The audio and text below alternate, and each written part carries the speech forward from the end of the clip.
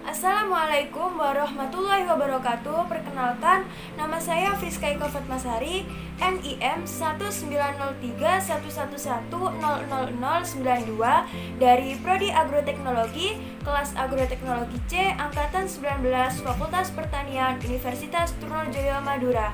Di video ini merupakan video untuk pemenuhan tugas praktikum bioekologi organisme pengganggu tanaman mengenai bab simptomatik. Berikut penjelasan saya mengenai simptomatik. Simptomatik merupakan bagian dari fitopatologi yang menyelidiki, melukiskan, dan membanding-bandingkan gejala penyakit pada tumbuhan. Pada umumnya, tumbuhan yang terserang penyakit akan menunjukkan gejala-gejala khusus. Gejala atau simptom merupakan perubahan yang ditunjukkan oleh tanaman itu sendiri karena akibat dari adanya penyebab serangan penyakit, serta gejala ini biasanya ditandai dengan adanya tanda-tanda dari patogen.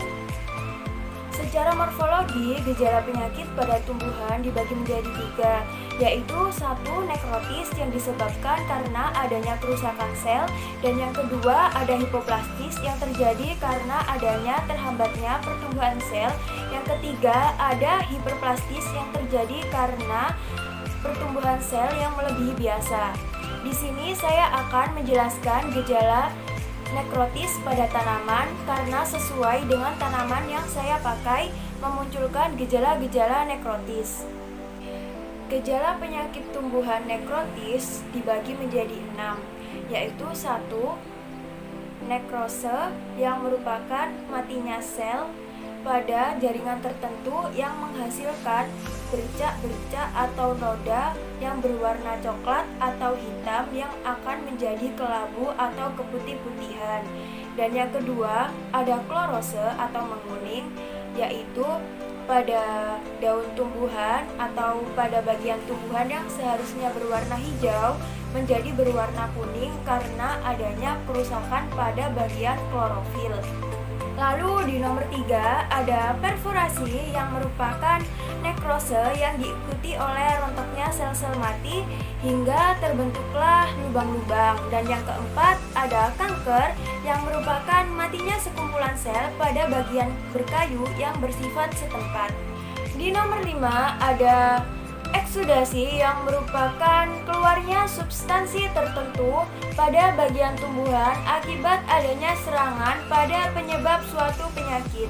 Dan yang terakhir keenam ada busuk atau rotting yang merupakan gejala nekrose pada bagian-bagian tumbuhan yang tebal seperti buah, umbi, dan batang.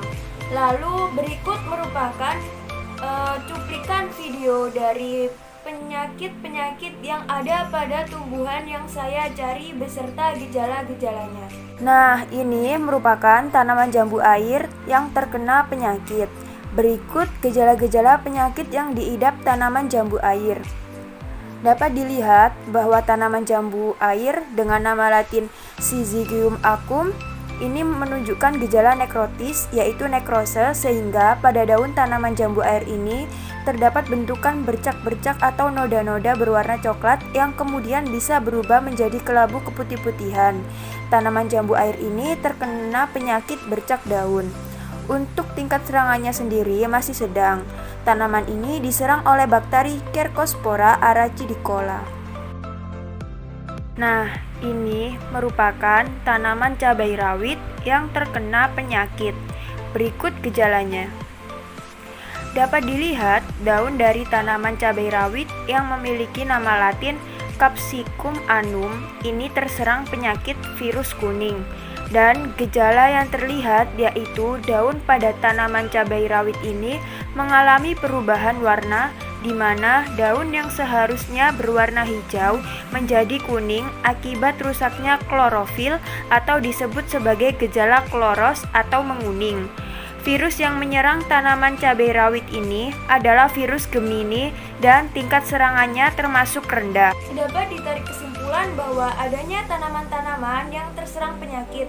Contohnya tanaman yang saya ambil yaitu 1. Ada tanaman jambu air yang terserang penyakit bercak daun dan menunjukkan gejala-gejala nekrose.